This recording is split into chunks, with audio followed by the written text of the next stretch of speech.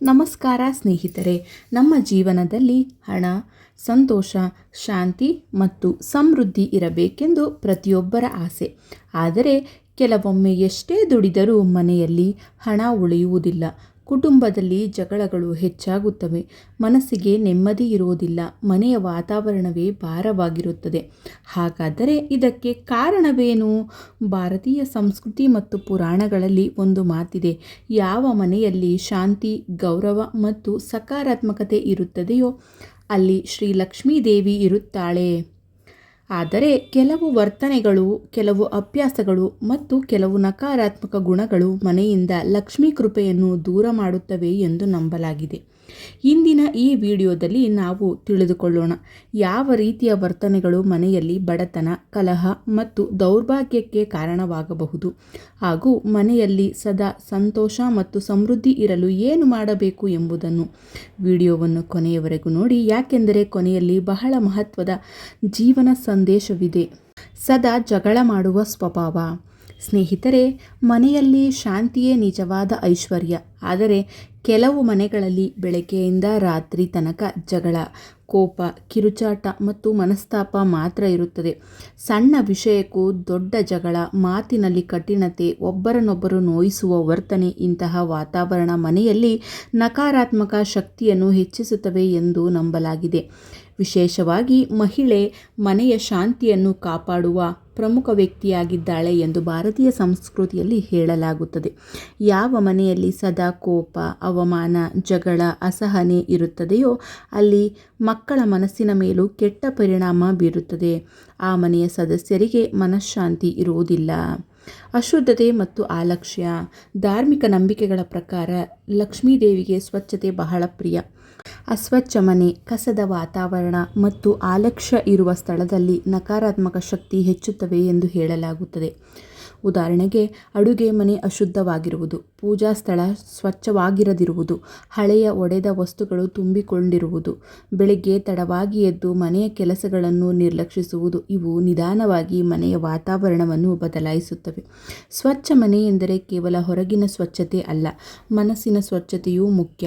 ಹಿರಿಯರಿಗೆ ಗೌರವ ಕೊಡದಿರುವುದು. ಭಾರತೀಯ ಸಂಸ್ಕೃತಿಯಲ್ಲಿ ಹಿರಿಯರನ್ನು ದೇವರ ಸಮಾನ ಎಂದು ಕಾಣಲಾಗುತ್ತದೆ. ತಂದೆ, ತಾಯಿ, ಅತ್ತೆ, ಮಾವ ಅಥವಾ ಮನೆಯ ಹಿರಿಯರನ್ನು ಅವಮಾನಿಸುವುದು ಅಶುಭ ಎಂದು ನಂಬಲಾಗಿದೆ.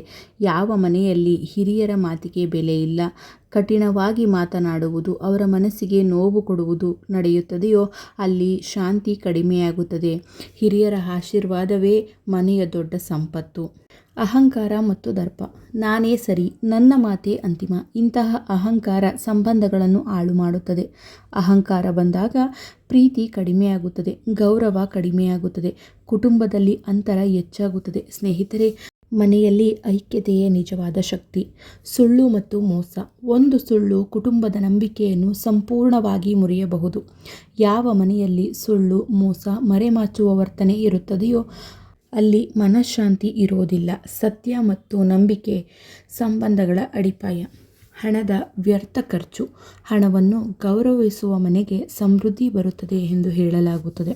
ಆದರೆ ಅನಗತ್ಯ ಖರ್ಚು, ಸಾಲದ ಜೀವನ, ಪ್ರದರ್ಶನಕ್ಕಾಗಿ ಖರ್ಚು ಇವು ನಿಧಾನವಾಗಿ ಆರ್ಥಿಕ ಸಂಕಷ್ಟಕ್ಕೆ ಕಾರಣವಾಗುತ್ತವೆ. ಉಳಿತಾಯ ಮತ್ತು ಜವಾಬ್ದಾರಿ ಜೀವನವನ್ನು ಸುಧಾರಿಸುತ್ತದೆ. ಅಸೂಯೆ ಮತ್ತು ದ್ವೇಷ. ಇತರರ ಸಂತೋಷ ನೋಡಿ ಬೇಸರ ಪಡುವುದು ಮನಸ್ಸಿಗೆ ವಿಷದಂತೆ. ಅಸೂಯೆ ಮನಃಶಾಂತಿ ಹಾಳು ಮಾಡುತ್ತದೆ, ಸಂಬಂಧ ಹಾಳು ಮಾಡುತ್ತದೆ, ನಕಾರಾತ್ಮಕ ಚಿಂತನೆ ಹೆಚ್ಚಿಸುತ್ತದೆ. ಬದಲಾಗಿ ಇತರರ ಸಂತೋಷದಲ್ಲಿ ಸಂತೋಷ ಪಡುವ ಮನಸ್ಸು ಜೀವನವನ್ನು ಸುಂದರವಾಗಿಸುತ್ತದೆ. ದೇವರ ನಂಬಿಕೆ ಮತ್ತು ಪ್ರಾರ್ಥನೆ ಇಲ್ಲದ ಜೀವನ. ಭಕ್ತಿ ಕೇವಲ ಪೂಜೆ ಅಲ್ಲ, ಅದು ಒಳ್ಳೆಯ ಮನಸ್ಸು, ಧರ್ಮ, ಸಹನೆ, ಕರುಣೆ. ಪ್ರತಿದಿನ ಕೆಲವು ನಿಮಿಷ ದೇವರ ಸ್ಮರಣೆ ಮಾಡಿದರೂ ಮನಸ್ಸಿಗೆ ಶಾಂತಿ ಸಿಗುತ್ತದೆ. ಕಠಿಣ ಮಾತು ಮತ್ತು ಅವಮಾನ. ಮಾತುಗಳು ಗಾಯ ಮಾಡುತ್ತವೆ. ಕೆಲವರು ಕೋಪದಿಂದ ತುಂಬ ಕಠಿಣವಾಗಿ ಮಾತನಾಡುತ್ತಾರೆ. ಆ ಮಾತು ವರ್ಷಗಳ ಕಾಲ ಮನಸ್ಸಿನಲ್ಲಿ ಉಳಿಯುತ್ತದೆ. ಒಳ್ಳೆಯ ಮಾತು ಪ್ರೀತಿ ಹೆಚ್ಚಿಸುತ್ತದೆ, ಸಂಬಂಧ ಉಳಿಸುತ್ತದೆ, ಮನೆಯಲ್ಲಿ ಸಂತೋಷ ತರುತ್ತದೆ. ಕುಟುಂಬವನ್ನು ನಿರ್ಲಕ್ಷಿಸುವುದು. ಇಂದಿನ ಕಾಲದಲ್ಲಿ ಹಲವರು ಮೊಬೈಲ್ ಮತ್ತು ಹೊರಗಿನ ಜಗತ್ತಿನಲ್ಲಿ ಹೆಚ್ಚು ತೊಡಗಿಸಿಕೊಂಡಿದ್ದಾರೆ.